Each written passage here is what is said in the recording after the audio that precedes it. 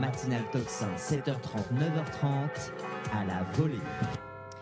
Et à la volée, je suis très heureuse et honorée de recevoir aujourd'hui Éric Branca, historien, auteur de la référence, ce livre L'Ami américain aux éditions Tempus, et plus récemment La République des imposteurs aux éditions Perrin. Bonjour Éric Branca. Bonjour. Et merci beaucoup d'être avec nous aujourd'hui. Nous entamons avec vous, et je voulais en fait entamer avec vous cette série sur le débarquement dont on va beaucoup entendre parler cette semaine jusqu'au 6 juin dans 3 jours.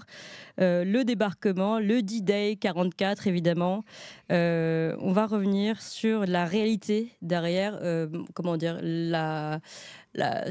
produit qu'on nous sert aujourd'hui et l'hommage qui sera rendu, qui oublie quelques réalités historiques. Et c'est pour ça que je voulais absolument commencer avec vous aujourd'hui à travers le travail d'archives que vous avez fait dans L'Ami américain.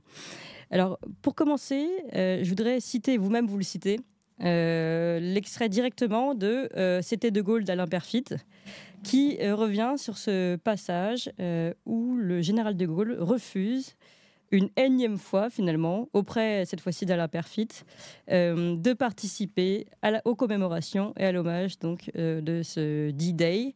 Et je vais vous lire un extrait, ensuite vous allez pouvoir commenter, parce que je crois que tout est là. En fait, tout est dit dans cet extrait et dans ce que vous allez pouvoir dire derrière. Tout est dit dans la réalité des enjeux géopolitiques entre les Français et les Américains dans cet extrait du général de Gaulle. Donc Alain Peyrefitte interroge l'air candide le général de Gaulle. « Croyez-vous, mon général, que les Français comprendront que vous ne soyez pas présent aux cérémonies de Normandie ?» Sachant que je précise que c'était pour le 20e anniversaire de 1944. Le général de Gaulle sévèrement. « C'est Pompidou qui vous a demandé de revenir à la charge ? Eh bien non, ma décision est prise. La France a été traitée comme un paillasson. Churchill m'a convoqué d'Alger à Londres le 4 juin. Il m'a fait venir dans un train où il avait établi son quartier général comme un châtelain sonne son maître d'hôtel. Il m'a annoncé le débarquement sans qu'aucune unité française ait été prévue pour y participer. Nous nous sommes affrontés rudement. Je lui ai reproché de se mettre aux ordres de Roosevelt au lieu de lui imposer une volonté européenne. Il m'a crié de toute la force de ses poumons: De Gaulle, dites-vous bien que j'aurais à choisir entre vous et Roosevelt, je préférerais toujours Roosevelt. Et quand nous aurons à choisir entre les Français et les Américains, nous préférons toujours les Américains. Quand nous aurons à choisir entre le continent et le grand large, nous choisirons toujours le grand large. » Il continue. Le débarquement du 6 juin, ça a été l'affaire des Anglo-Saxons, d'où la France a été exclue. Ils étaient bien décidés à s'installer en France comme en territoire ennemi, comme ils venaient de le faire en Italie et comme ils s'apprêtaient à le faire en Allemagne. Ils avaient préparé leur Amgott qui devait gouverner souverainement la France à mesure de l'avance de leurs armées. Ils avaient imprimé leur fausse monnaie qui aurait eu cours forcé et se serait conduit en pays conquis. C'est exactement ce qui serait passé si je n'avais pas imposé mes commissaires de la République, mes préfets, mes sous-préfets, mes comités de la libération. Et vous voudriez que j'aille commémorer leur débarquement ? Eh bien non, ne comptez pas sur moi. Et puis il va dire un peu plus tard: en revanche, ma place sera au Montfaron le 15 août, puisque les troupes françaises ont été prépondérantes dans le débarquement en Provence. Voilà ce qui est dit par le général de Gaulle, et je crois que c'était une bonne introduction à cette série d'hommages que nous allons entendre cette semaine pour le 6 juin 44, Éric Branca.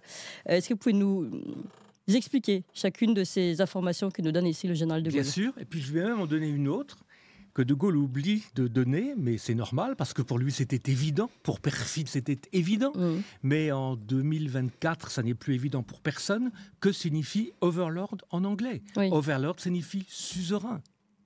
Quand vous avez compris ça, vous comprenez tout. C'était certes des libérateurs, c'était certes des gens qui venaient nous aider à chasser les Allemands, qui ont sacrifié des milliers de GI, c'est incontestable, personne ne le nie, et surtout pas de Gaulle, qui a toujours pris soin de leur rendre hommage, mais ils venaient en suzerain. Et tout découle de là. Il parle de l'Amgott. Qu'est-ce qu'était l'Amgott ? L'Amgott était, en anglais, je vais le dire en français, l'administration militaire des territoires occupés. Territoires occupés. Curieux adjectif pour des territoires amis, occupés. Vous sauvez, puisque c'est censé être l'histoire. Nous avons été sauvés par les Américains ce jour-là. Nous étions promis à devenir des territoires occupés. Et là, de Gaulle fait allusion au commissaire de la République. C'est absolument fondamental, parce que tout se joue dans la première semaine qui suit le débarquement, qui suit l'opération Suzerain. Appelons-la comme ça, c'est plus simple, c'est mieux qu'Overlord. Dans la semaine qui suit l'opération Suzerain, les Américains arrivent avec une administration militaire prête à se substituer au préfet de Vichy, avec une monnaie de singe qu'on appelle le billet drapeau et qui est encore moins coté que le marque allemand d'occupation, c'est vous dire. Ouais. Et donc, il va y avoir une course de vitesse avec le premier commissaire de la République installé à Bayeux qui s'appelle François Coulet, qui est un héros, c'est quelqu'un à qui on doit beaucoup. Ça va se faire à Bayeux parce que c'est symbolique, c'est la première portion de territoire français libéré. Mais ça va se faire également partout où les commissaires de la République nommés depuis Londres vont surgir du maquis, vont s'installer dans les préfectures et ils vont déposer les préfets de Vichy et faire en sorte d'arriver avant les administrateurs américains. Donc c'était une opération d'occupation, certes pacifique, certes bienveillante par rapport à l'occupation précédente, mais une occupation, comme le dit le titre, Amgot.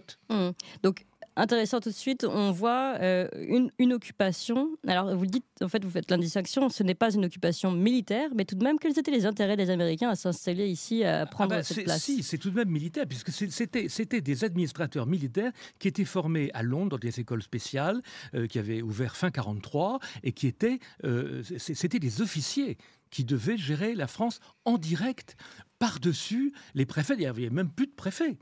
Il n'y avait même plus de préfets, on ne sait même pas ce qu'ils voulaient faire les préfets de Vichy, puisque tout ça est resté dans la virtualité.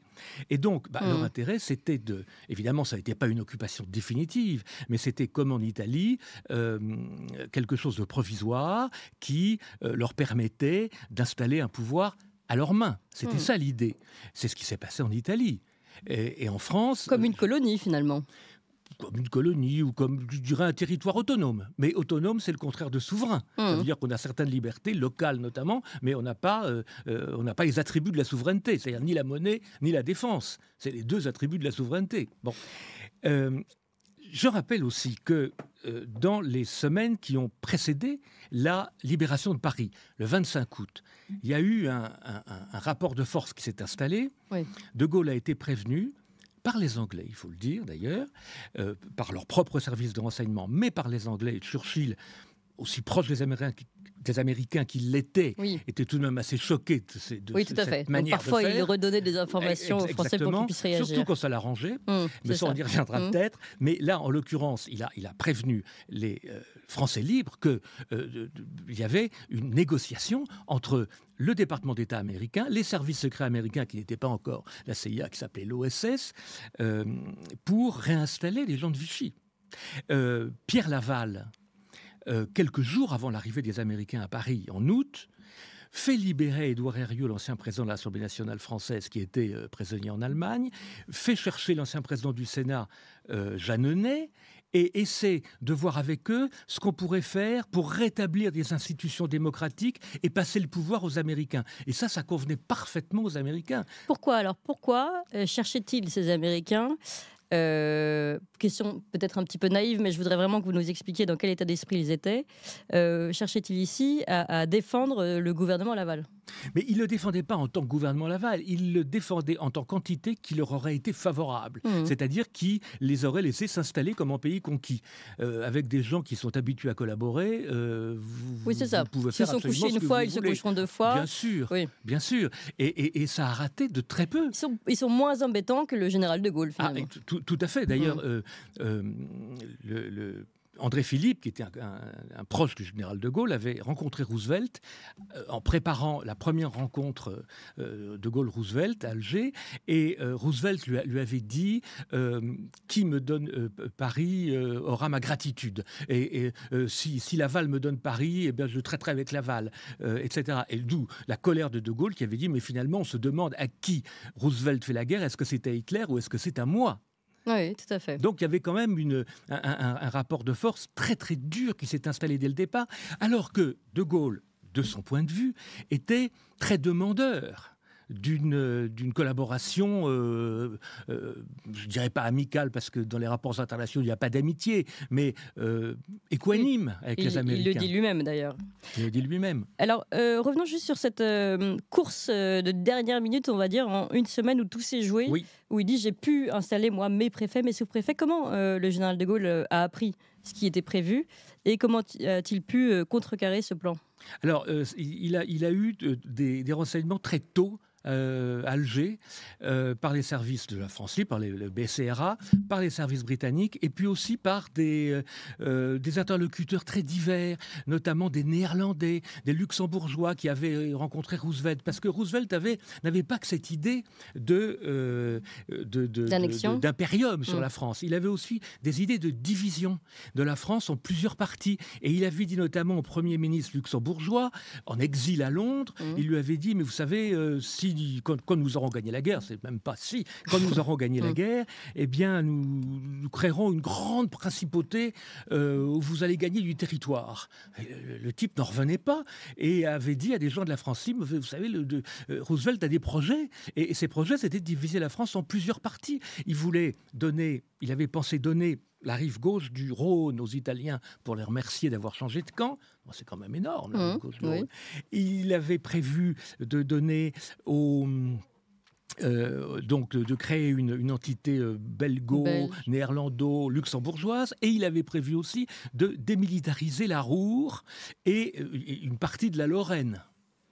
Oui. Ah oui, c'est vrai que là, on va jusqu'à se demander si vraiment il n'a pas quelque chose contre la France en particulier, à force de vouloir la démembrer. Alors, je pense que d'emblée, dès 1940, les Américains pensaient que la France n'était plus une grande puissance. La nature a horreur du vide, la nature géopolitique davantage encore, et l'idée de prendre pied dans l'Empire français dès 1940, elle commence à se réaliser par les accords qui sont scellés entre les Américains et Vichy. Ça, il ne faut pas oublier ça. Dès 1940, des accords de libre-échange. Oui, alors rappelez-le nous, s'il vous plaît. Eh bien, en 1940, les Américains qui ne sont pas en guerre avec Vichy, qui ne le seront jamais d'ailleurs, enfin là encore moins puisqu'ils ne sont pas encore en guerre contre l'Allemagne, scellent des accords commerciaux avec Vichy et disent, voilà, vous nous ouvrez les marchés coloniaux, en échange de quoi on vous donne des denrées alimentaires pour aider la France occupée.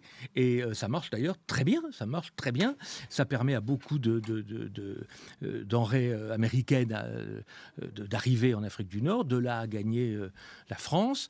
Et voilà, c'était, vous savez, la politique d'ouverture des marchés coloniaux, c'est une obsession américaine. C'est une obsession anglo-saxonne. Oui, mais même. si je tire la ficelle, on se rend bien compte ici que les Américains collaborent avec Vichy, qui collabore avec l'État nazi, ça quand même, enfin que la puissance nazie, ça pose quand même des questions aussi sur la cohérence des Américains depuis le début dans ce conflit. Les Américains n'entrent en guerre que contraints et forcés en 1941. Vous avez jusqu'en 1941 des rapports extrêmement étroits, non pas entre les deux gouvernements, parce que Roosevelt était très anti-hitlérien, ça on ne peut pas lui reprocher l'inverse, mais il était, les grandes compagnies américaines et allemandes étaient très intégrées. J'ai expliqué ça dans un autre livre qui s'appelle L'Aigle le Léopard, où je parle justement des anglo-saxons et des Américains. Et jusqu'en 1941, il y a eu vraiment une intégration très, très, très étroite des économies. Et la France était vraiment une quantité négligeable. Et puis la priorité, c'était de prendre pied dans l'Empire français. Et Vichy a donné carrément l'Empire français aux Américains. Oui. À ce moment-là. Vichy a vraiment tout donné, en fait. Tout donné à tout le monde. Oui, c'est ça, à tous les vents. Quel a été le point de bascule en 1941 qui a forcé finalement les Américains à réduire un peu leur... Ça a été la guerre avec le Japon et avec l'Allemagne. À ce moment-là, ça devenait très, très compliqué. Mais les contacts avec Vichy sont restés absolument intacts. Et comment vous expliquez un débarquement si tardif ? Ça, c'était difficile de faire autrement. Il fallait d'abord chasser l'axe. Vous parlez du débarquement d'Afrique du Nord ? Non, en 1944. En 1944, c'était... non, il ne pouvait pas le faire avant. C'était très difficile. Le débarquement, il y a toute une partie logistique qui commence dès 1943, où vous avez quand même 2 millions... Enfin, 1,5 million de soldats américains, d'administratifs, de techniciens qui arrivent en Angleterre, qui prennent pied en Angleterre pour préparer.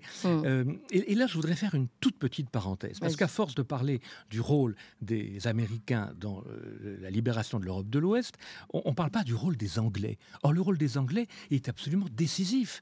Car si, en 1940, comme ça a été presque fait, les Britanniques avaient scellé une paix avec Hitler, il n'y aurait pas eu de débarquement, il n'y aurait pas eu de libération de l'Europe de l'Ouest, parce que l'Angleterre n'aurait pas pu servir de base de départ. Oui. L'Angleterre a servi de base de départ absolument décisive à la reconquête de l'Europe. Et ça, on le doit à Churchill. Et on le doit à Churchill et à lui seul. La France doit beaucoup à Churchill de ce point de vue-là, même si les disputes ont été parfois homériques avec De Gaulle. C'était deux grandes personnalités qui avaient leur caractère. Mais De Gaulle n'a jamais oublié ça. Il n'a jamais oublié ça. Il n'y aurait pas eu de libération de la France. Alors, il y a quand même plusieurs oubliés, finalement, c'est vrai, dans ces hommages de la libération. Il y a l'Angleterre, vous l'avez rappelé, et puis, évidemment, le front de l'Est et les Russes, la place des Russes. Le front de l'Est, il est non seulement décisif, mais essentiel. Essentiel. Je vais rappeler tout à l'heure une évidence qui était la traduction française du mot Overlord, et je voudrais maintenant revenir à un chiffre tout bête. On ne refait pas l'histoire avec des chiffres, mais il y a des hommes derrière les chiffres. Le total des pertes américaines dans la Seconde Guerre mondiale, c'est 2% de l'ensemble des pertes des Alliés, pas des pertes totales, des Alliés. Les Russes, c'est 88%. C'est énorme. 2%, c'est moins que la France. 2,3%. Je vais vérifier les chiffres ce matin avant de venir parce que je voulais être tout à fait certain. C'est tellement énorme. Et les Anglais, c'est 3%. Et quand vous prenez les victimes civiles, alors là, c'est encore pire, puisque les Américains descendent... Il n'y a pas de victimes civiles. Et les Russes, c'est 53%. Bon. Donc, il y a comme on dit, il n'y a pas photo. Comment vous expliquez aujourd'hui qu'on soit capable d'oublier ce front de l'Est et d'oublier la part prise par ce pays ? Ce pays qui a perdu 10 millions de combattants. Peut-être 20 millions en tout avec les civils. C'est presque indécent de notre part aujourd'hui de l'oublier. Mais c'est absolument indécent. Alors je l'explique d'une manière très simple. Il ne faut jamais simplifier, mais il faut quand même revenir à des choses simples de temps en temps. C'est le soft power américain qui est une donnée permanente depuis 1945, qui a pris naissance en 1946 avec les accords Bloom-Burns. On parle beaucoup du plan Marshall, on parle peu des accords Bloom-Burns, qui sont en fait le pendant culturel du plan Marshall et qui imposent, c'est un exemple parmi d'autres, mais il est essentiel, qui impose une majorité de production américaine au cinéma, puis ensuite à la télévision, etc. Et quand je dis une majorité, ce qui est scellé en 1946, c'est 8 productions américaines pour 2 productions françaises par mois. Enfin, c'est en plus importé sans droit de douane. Bon. Et donc on est envahi par les représentations américaines, par le narratif, je déteste le mot, mais par le narratif américain. C'était quand même exceptionnel de se dire... En fait, là-dessus, ils sont en effet extrêmement forts, les Américains, puisque, vous le dites, en scellant cet accord, on ne voit pas forcément, ce qui peut se passer derrière. Mais finalement, ils ont réussi, en vendant leurs films, à vendre toute leur histoire revisitée, finalement. Exactement. Toute l'histoire revisitée, notamment de cette Seconde Guerre mondiale. Alors, il ne faut pas simplifier, je le disais. Il ne faut pas non plus refaire l'histoire avec des si, mais enfin, on peut quand même faire un petit exercice intellectuel et se demander ce qui serait advenu si les Russes n'avaient pas, au moment du débarquement, lancé la plus formidable offensive militaire de tous les temps, à ce jour, je ne vois pas que ça revienne jamais, ce qui est l'opération Bagration, qui commence exactement au moment du débarquement. Staline attendait le débarquement pour la lancer.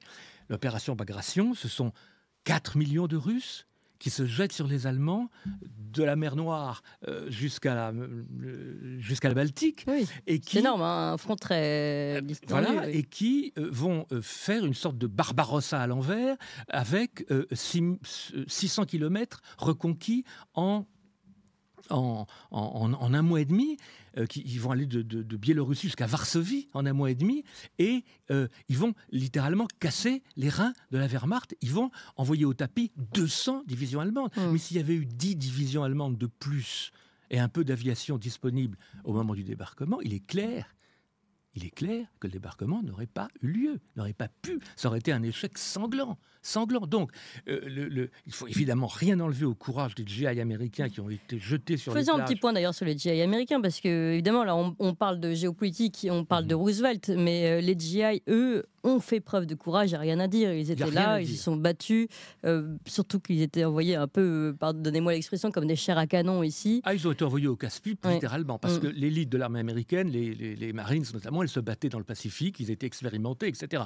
Ce qu'on en voit sur les plages de Normandie, c'est souvent des étudiants, des Noirs, des gens qui ont été tirés au sort plus ou moins, mais enfin, qui sont tout de même dans un état d'impréparation chronique par rapport aux gens aguerris qui ont 4 ans de guerre derrière eux, qui les attendent. Oui. Les troupes allemandes qui sont en Normandie... Des très jeunes aussi. Des très jeunes. Très jeunes. D'où d'ailleurs, vous savez que les cellules psychologiques, elles ont pris naissance là. C'est la première fois qu'on a eu des dépressions nerveuses, des collapsus psychiques immédiats après le débarquement. Les types pleuraient, jetaient leurs armes, etc. Et donc, on a ouvert des unités psychiatriques parce qu'ils n'étaient pas entraînés. Ils sont d'ailleurs très vite entraînés. Et au moment de l'offensive des Ardennes en décembre 1944, on a vu ce que les Américains savaient faire. Ils se sont battus très bien et ils ont été entraînés sur le tas. Mais les gens qu'on envoie sur les plages du débarquement, il faut leur rendre hommage parce qu'ils n'étaient pas préparés. Ils n'étaient pas préparés. Enfin, il y avait des unités préparées. La 82e Airborne, etc. Ça, c'était des pros. Mais la masse des GI, elle était envoyée au casse-pipe dans des conditions très contestables. Alors, j'aimerais bien aussi qu'on revienne, parce que c'est la fin finalement c'est la conclusion du général de Gaulle dans cet échange que j'ai pu vous lire tout à l'heure avec Alain Perfit, sur le débarquement en Provence, parce que lui, il veut tout centrer sur ce débarquement de Provence. Est-ce que vous pourriez nous dire à quel point aussi ce débarquement, dont on entend aujourd'hui beaucoup moins parler, finalement, à quel point aussi il a joué sa part dans l'histoire? Il a été décisif d'abord.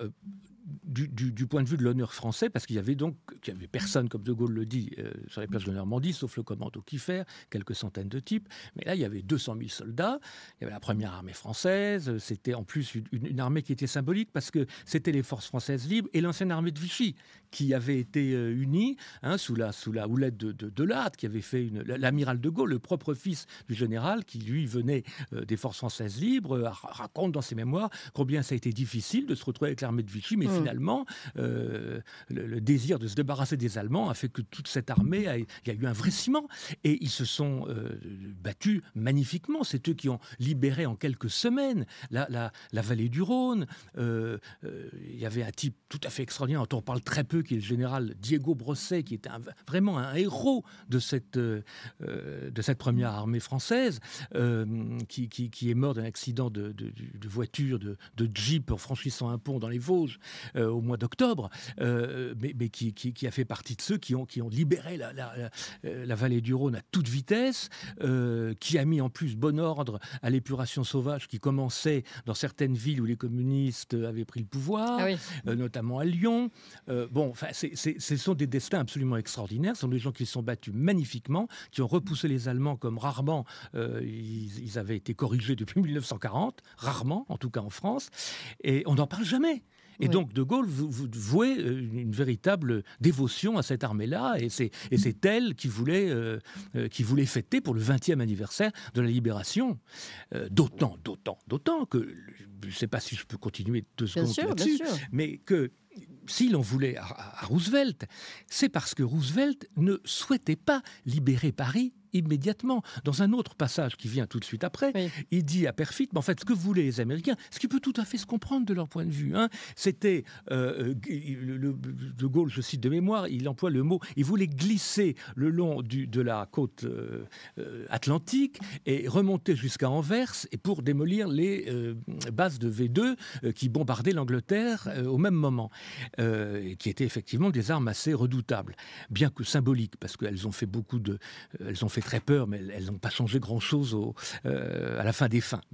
Et donc, il voulait éviter Paris. Or, Paris s'était révolté, s'était soulevé à partir de la mi-juillet. Et donc, on avait un exemple assez effrayant, c'était celui de Varsovie. Et De Gaulle ne voulait pas que cette insurrection populaire... En plus, il n'avait pas envie que ce soit les communistes qui prennent le pouvoir, disons-le franchement. Il y avait un enjeu politique derrière. Mais il ne voulait surtout pas que la population parisienne se fasse massacrer. Or, Roosevelt, ça lui était complètement égal. Complètement égal. Et puis alors, je vous dirais même plus, si les communistes avaient pris le pouvoir à Paris, ça leur aurait arrangé parce que ça aurait totalement délégitimé De Gaulle. Délégitimé De Gaulle et légitimer eux leur plan Overlord. Bien sûr, dire, voyez, c'est les communistes. Bon. Alors il y a ça. Et puis après, il y a l'affaire d'Alsace, qui est également, dont on parle très peu, mais qui est très importante. Et ça, c'est vraiment au cœur du contentieux entre De Gaulle et les Américains, presque autant que l'affaire du débarquement. Quand Hitler lance son offensive sur les Ardennes, le 16 décembre 1944, la dernière grande contre-offensive, il bouscule les Américains, il veut les rejeter à la mer jusqu'à Anvers. Il n'y arrive pas, et je pense qu'il n'y serait jamais arrivé parce qu'il manquait d'essence, pour des tas de raisons. C'est un autre sujet. Mais enfin, ça sème la panique dans les rangs américains. On ne s'attendait pas à cette offensive. Et Roosevelt demande à Eisenhower d'abandonner Strasbourg, d'abandonner l'Alsace qui a été reconquise par les Français dès le mois de novembre 1944 pour tout envoyer vers la Belgique. Abandonner Strasbourg, pour De Gaulle, c'était absolument impossible parce que là, il y aurait eu des représailles terribles des Allemands. Bien sûr. En plus, alors ça, c'est une raison, je dirais, humanitaire. Il y a une raison d'honneur qui est que, vous avez entendu parler du serment de Koufra, en 1941, Leclerc, au début de son équipée, avait juré qu'il ne déposerait les armes que quand le drapeau français flotterait à nouveau sur la cathédrale de Strasbourg. Donc c'était impossible. Et puis il y a une troisième raison, alors là, qui est profondément géopolitique, c'est que si on avait abandonné Strasbourg, on ne pouvait pas passer le Rhin et par conséquent conquérir un gage en territoire allemand. Or, conquérir un gage en territoire allemand, avoir une zone occupée, ce que les alliés soviétiques comme américains, comme anglais, ne voulaient pas nous donner, il fallait la prendre de force, parce que c'est ce qui nous permettait de compter après la guerre. Et c'est d'ailleurs ce qui a valu que nous ayons un siège permanent au Conseil de l'ONU. Il a fallu, ce qui est incroyable quand on relit votre livre et Perfide, c'est qu'on se rend compte à quel point aujourd'hui, nous sommes sur des acquis, les acquis du combat du général de Gaulle, mais en fait, chaque élément, chaque place a dû être conquise. Il a fallu se battre jusqu'au bout pour pouvoir l'avoir. C'est surhumain. Ce qu'a fait De Gaulle est surhumain. La France n'a pas gagné la guerre, mais elle a gagné sa place dans le monde d'après-guerre. Et sans De Gaulle, elle était un objet passif de la vie internationale. C'est ce qui nous a libérés des Allemands, c'est les Américains, les Soviétiques, la résistance, bien sûr, mais le général De Gaulle, il fédère tout ça. Mais il faut pas se raconter d'histoire. Sans les Américains et sans les Soviétiques, la France n'aurait pas été libérée. En revanche, que la France existe après-guerre, c'est De Gaulle et lui seul. Oui, mais alors, on arrive à ma question. Est-ce que la France existe encore aujourd'hui ? Alors là, bien sûr qu'elle existe, elle existera toujours. Oui, mais bon, comment et dans quel état ? Aujourd'hui, comment vous comprenez que finalement, tout ce que le général de Gaulle a fait, et lui, il a fallu qu'il se batte terriblement, on l'a vu militairement, mais pas que, stratégiquement, géopolitiquement, pour pouvoir défendre chaque place dans l'après-guerre de notre pays. Et finalement, on a l'impression que tout ça est balayé d'un revers de manche aujourd'hui, oublié. Et si on se tourne vers notre gouvernement actuel, mais c'est pas il y en avait avant qui ont fait la même chose, et les hommages qui vont être rendus aujourd'hui, comment vous expliquez finalement qu'on oublie ce combat, qu'on oublie ce combat du général de Gaulle et qu'on oublie ce qu'on a été et aussi la vision Je crois gaulliste. Que là encore, quitte à paraître obsédé, je crois que le soft power américain est absolument essentiel parce que c'est lui qui modèle la conscience et l'inconscient de nos dirigeants. Les trois quarts de nos dirigeants actuels ont fait... Mais on a un problème ça. Dans ce cas-là, on a un problème de formation. C'est-à-dire que nos dirigeants aujourd'hui sont Emmanuel Macron, entre autres, des young leaders américains. Oui, ça a commencé par Sarkozy. Ça a commencé avec Sarkozy. Oui. Chirac a été le dernier à avoir fait la guerre. Pas celle-là, mais la guerre d'Algérie, il savait ce que c'était que de se battre, il savait ce que c'était de risquer sa peau. Voilà. Bon, on peut ne pas aimer Chirac, lui reprocher des choses, mais enfin, il était encore quelqu'un qui avait les pieds dans la glèbe de l'histoire. D'ailleurs, il ne nous a pas fait honte. Je pense que même des gens qui n'ont pas soutenu Chirac peuvent dire que ça a été le dernier président qui ne nous a pas fait honte. Mais après, quand vous voyez que Nicolas Sarkozy vient... Je fais de la politique, je ne devrais pas, mais je vais quand même le faire, est allé déclarer sa candidature à l'ambassade des États-Unis, avant de la déclarer aux Français.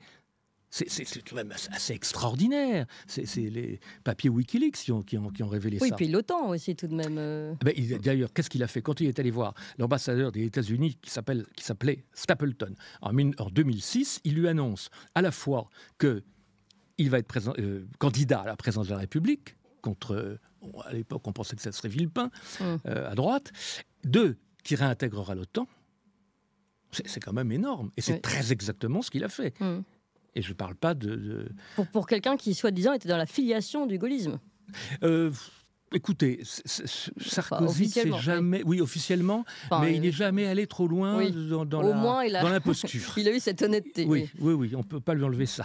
Mais enfin, il est quand même allé déclarer sa candidature à un gouvernement étranger avant de la déclarer au peuple français devant lequel il est responsable. Enfin, c'est assez stupéfiant tout de même. Oui, tout à fait. Voilà. Et quand on continue aujourd'hui et quand on voit à quel point les intérêts de la France, et on peut parler de l'Union européenne 2 secondes, puisque vous en parlez aussi beaucoup dans votre livre, le général de Gaulle était ultra conscient de l'enjeu, de ce qui était en train de devenir l'Europe puis l'Union européenne, qui finalement servait de base aux Américains.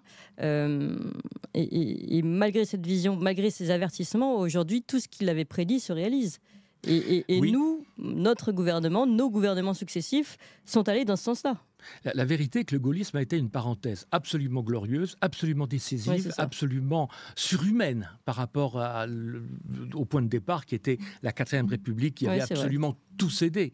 Bon, de 58 à 74, parce que j'inclus Pompidou dans cette dynamique-là, en fait, on sort de l'épure Jean Monnet, Robert Schuman, etc., épure mise au point sur la 4e au début des années 50 en prise directe avec le département d'État américain. Moi, je raconte dans mes livres comment à la fois le traité de la CECA, qui est à l'ébauche de l'Union européenne d'aujourd'hui, et le traité CED sont en fait entièrement négociés et souvent à l'insu même des parlementaires et à l'insu des ministres.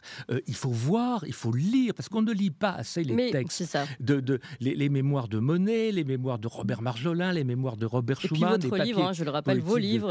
Oui, mais moi je les cite, tous ces gens-là. Mais oui, mais vous faites un tel travail de référencement que franchement tout est dit. Et une fois qu'on a lu ça, pour moi, on comprend tout.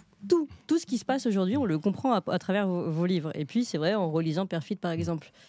Qui n'a pas lu ne peut pas comprendre ce qui se passe aujourd'hui. Perfit, il faut vraiment le lire, c'est absolument fondamental. Parce que vous savez comment, si j'ai encore 2 minutes, comment Perfit travaillait.